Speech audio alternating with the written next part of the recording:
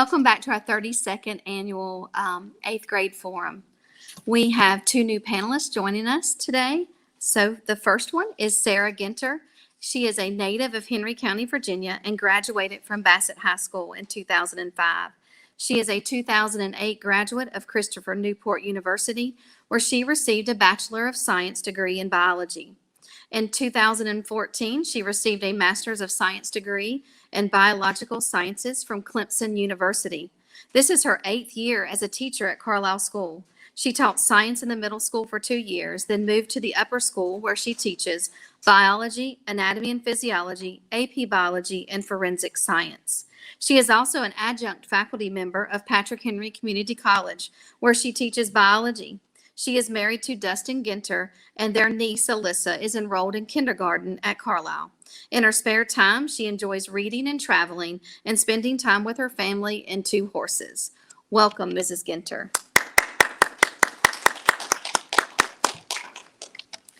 Paulina Padun is our senior panelist for the second half of Forum. Paulina is an international student at Carlisle, and she is in the class of 2021. She is originally from Russia and is the daughter of Andrei and Yana Padun. Paulina has been attending Carlisle School for 3 years. She is on the Honor Council, and she is a University of Virginia Jefferson Scholar finalist. Paulina plans to major in international relations and business, and she enjoys playing field hockey and doing photography. Welcome, Paulina. Our first speaker will be Gareth Bernard, is the son of Mark and Jennifer Ayers Bernard. He came to Carlisle last year, all the way from Ferrum. Originally from Colorado, Gareth specializes in filmmaking and editing. He is also a drummer. In the future, he might just stay in Ferrum and attend Ferrum College. For Forum, he studied the history of the American Mafia. Lucas Nicoletti is the son of Chris Nicoletti and our own Mrs. Meredith Nicoletti. He lives in Danville. His brother Vincent is a 2019 Carlisle graduate, and his little sister Sophia is in kindergarten. Lucas is an avid game player. He enjoys golf and is hoping robotics comes back for next year when COVID is finally gone.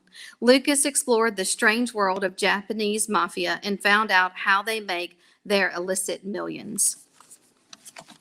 Please join me in welcoming Gareth to the podium. It's Valentine's Day in 1929. You're in Chicago, Illinois, in a nice neighborhood, and suddenly you hear 1,000 gunshots nearby. You run to safety as quickly as possible, praying to God and begging for your life. In the newspaper the next day, you read that it was a mafia hit. The same Valentine's Day massacre resulted in the death of 7 men who were murdered using a rapid-fire Thompson submachine gun, or a Tommy gun. The massacre was a typical day in the mafia life. This particular event was orchestrated by one of the leading bosses of the mafia, Al Capone, also known as Scarface.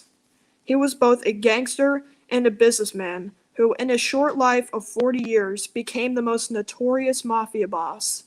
Guys like Capone developed the Italian-American mafia into the greatest crime organization in the history of the United States.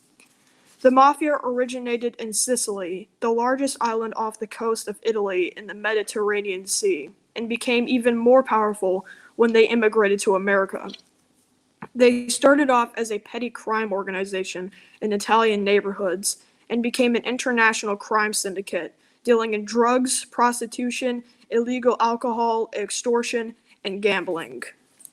During the Prohibition Era in the United States, alcohol was illegal to sell. The Mafia became a household name because of their significant rise in power due to illegal activity. In the 1800s, on the island of Sicily, a group of foreign invaders attacked and conquered the native people. This led to war among enemies. With Sicily under control of a fascist leader, Benito Mussolini, a life of thugs and thieves began as a result of poverty among the Sicilian natives. These thugs formed groups of criminals. They called themselves the Mafia, which was derived from the term mafioso, or one who was suspicious of central authority. At the beginning of the 20th century, Sicilians immigrated to America after being attacked by Mussolini's regime. After arriving in New York, the Mafia members began to build an even larger empire of crime and thievery in their new home. The Prohibition Era was the result of the 18th Amendment to the U.S. Constitution. It was a nationwide ban on the production, importation, transportation, and sale of alcoholic beverages from 1920 to 1933. By the 1920s, the American Mafia became more organized and powerful. Their success in illegal selling of alcohol was by making civilians believe that they are good people. These Italian-American neighborhood gangs earned money by selling bootleg, illegally made liquor. Al Capone established the Chicago outfit and made money illegally by gambling and extortion. He made his enemies fear his brutality to other gangs. The demand for illegal beer, wine, and liquor was so great during the Prohibition that many mafia leaders made more than $100 million through the mid-1920s. The Tommy gun, invented in 1918, was designed for trench warfare in World War I. It became infamous when it was used by the Mafia. During the St. Valentine's Day Massacre, 2 machine guns were used to kill Al Capone's enemies. The government attempted to stop the Mafia's actions of crime and from the use of the Tommy guns, but the Mafia paid $500,000 a month in bribes to police, politicians, and federal investigators. They were able to get away from crimes and court trials. Because of the Mafia's cleverness against the government, it was powerless to stop them. This period of power marked the beginning of how powerful the Mafia would become. From 1930 to 1931, one of the Mafia's most influential mob bosses, Salvatore Maranzano, decided to organize the Mafia gangs into the 5 families, with each having a leader. He then declared himself Capo di tutti capi, meaning the boss of all bosses.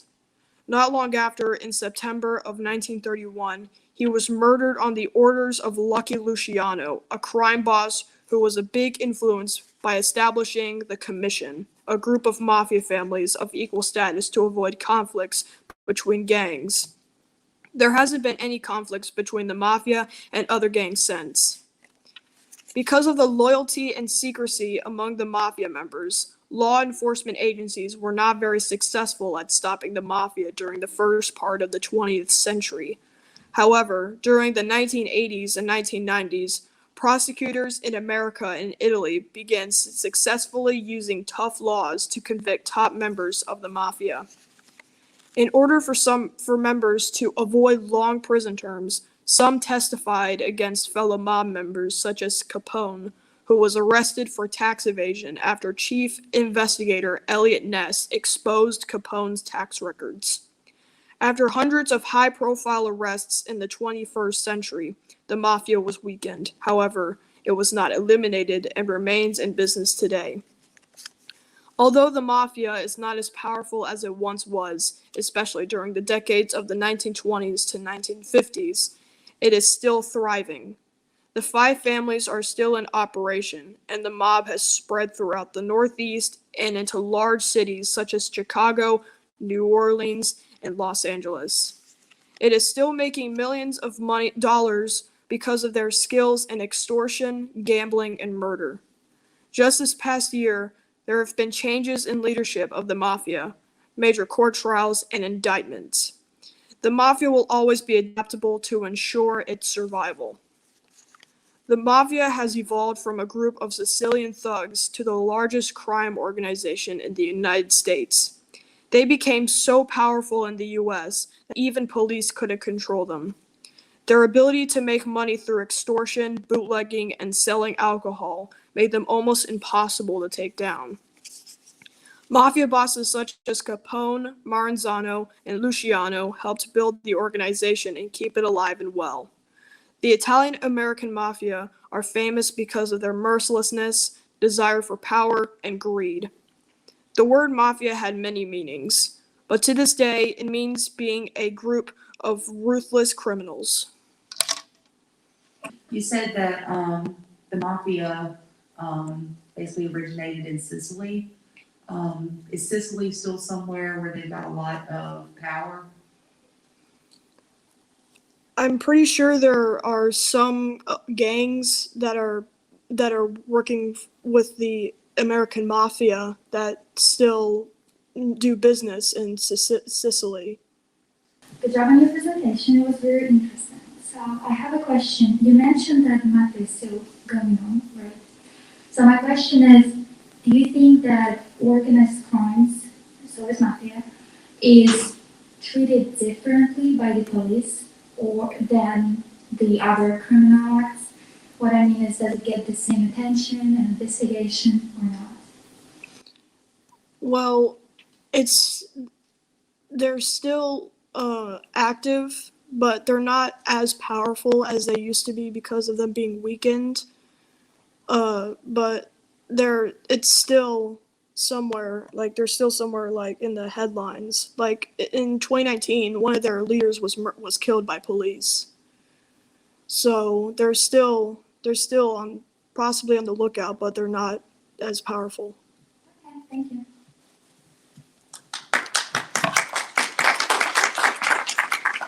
I would now invite Lucas Nicoletti to the podium to discuss the Japanese Mafia. When former Carlisle student Clifton Ferguson first moved to Japan to teach English, he decided to join a gym to stay fit. But when the gym management discovered Mr. Ferguson had a tattoo, his membership was revoked. Mr. Ferguson had to find a new gym that allowed tattoos. He settled on Gold's Gym, an American chain. At the gym, he noticed that some members were covered in tattoos. Since Japanese culture frowns upon tattoos, he also knew those tattoo members were Yakuza, or Japanese Mafia. The first record of the Yakuza dates back more than 400 years ago. The Japanese caste system still in the 1600s still has ramification in today's world. The shogun and the emperor were at the top of the caste system. The shogun had all the military power and political power, while the emperor was just a figurehead. The samurai were at the top of the caste. They only made up 10% of the population but held great power. Farmers and peasants were beneath the samurai, but did have some honor because nobles and samurai depended on their food to survive. Under the farmers and peasants were the artisans who made up clothes and other useful things. Below them were merchants. Merchants would either set up or shop in town or travel. Some Japanese did not belong on the caste system, such as the ancestors of the Yakuza. They were the Burakumin, the lowest people in Japan. As Japanese outcasts, they were not allowed to touch other people. They were eventually exiled from their city and forced to make their own living. The children of the Burakumin could not get any education, so they resorted to crime. They started with gambling and stealing and reselling stolen goods. They expanded their business to include drugs, prostitution, and extortion. They started in Japan, then spread to other Asian countries, and even Europe. The Yakuza were responsible for 9% of the drugs in Japan. Nearly every illegal drug is imported by them. The most popular drug is methamphetamine or meth, but they also sell marijuana and ecstasy. The drug trade makes them millions of dollars a month. However, the Yakuza makes the lion's share of their money off gambling dens. They own nearly every pachinko parlor in Japan. Pachinko is Japan's version of a slot machine, and it's their favorite gambling game. The machines are mechanical arcade games that look like vertical pinball machines. The objective of the game is to use flippers to shoot metal balls into various tulip-shaped catchers. The more balls a player gets into the catchers, the higher the payout. Since gambling is illegal in Japan, the Yakuza offers tokens to the winners that can be traded to off-vendors off-site. The Japanese government's attempts to subdue the Yakuza is only partly successful. Even though they are an organized crime group, they are technically legal by law. But the Japanese government wants to put pressure on the Yakuza. In the 1990s, the Japanese government cracked down on the Yakuza. It was just the beginning of the Yakuza laws. In the past 30 years, several laws have been put in place. The Japanese anti-gang law was put in place in 1992. The law allows the police to label groups as organized crime group if they have a high number of convicted criminals as members and or if they use the group to raise funds in coercive ways. Under the law, police can also confiscate money the group makes from drugs and convict those that smuggle weapons. The law was revised in 1993 to outlaw the Yakuza from forcing companies to buy and sell stocks against their will. This wasn't the only business dealings they conducted. Mr. Ferguson said the Yakuza also owns restaurants. They do this to launder money and have a legal reason to explain their cash flow. With the recent laws, the Yakuza population has declined. Most members of the Yakuza are in their 40s to 50s. 10% are in their 70s. They are struggling to bring in new members every day. Only 5% of the Yakuza are in their 20s. With aggressive actions from police, it has been difficult for the Yakuza to tempt young men to join with money. It is considered a giant risk to join the Yakuza because the Yakuza members are given longer jail sentences if caught. Targeting businesses with links to gang prohibits the Yakuza from opening bank accounts or getting debit and credit cards, or even getting any insurance policies. They are not allowed to get a smartphone contract. As the years pass, so does the popularity of the Yakuza. COVID-19 has caused a decline in Yakuza numbers and income. Even the macho Yakuza are afraid of the virus. With a big hit in income, the Yakuza had to figure out another way to make money. The Yakuza members who profit the most sell drugs. With less ability to interact, drugs are less accessible, which means the prices have doubled. Drugs are sold over the phone and delivered by car. To win the favor of the public, one Yakuza gang offered to send its members to clean the Diamond Princess cruise ship, which was docked at Yokohama in February. The ship was plagued with 700 COVID-19 infections early in the pandemic, but the government refused their offer. This isn't the first time the Yakuza has tried to help the government. They helped when a tsunami hit Japan. They were the first ones there to give survivors food and water. The Yakuza has been around for hundreds of years, but Mr. Ferguson thinks that they will be around for years to come. He said they're here to stay. They're innovative, they find ways to make money and persist. There is a part of Japanese culture that crushes individuals who turn to different ways to make money. The Yakuza have been crushed for 400 years, but they still find ways to make money to this day. So, did you run across any instances in your research where maybe the young members of the Yakuza tried to get out of the Yakuza after they had joined? Did they have any problems getting out of it? Recently with COVID-19, some have been able to get out, but they still have debt to owe to the Yakuza. Okay, thank you. Good job on your research. And I had a question. So you mentioned that COVID slowed them down. Mhm. So would you say after the pandemic is over, would they come back with even more power, or what are your thoughts about it? Personally, I think they would have less power because they would have less numbers, probably less money than the years before. And other gangs have been rising to rival them. Would you say that the pandemic situation will help us to possibly get rid of them? Of the Mafia itself? Probably not. As I said, they do persist. They find ways to make money. And they've been around for over 400 years, making millions. And honestly, they might be gone in next 100 years maybe, but I don't think after the pandemic. Okay, thank you. Mhm.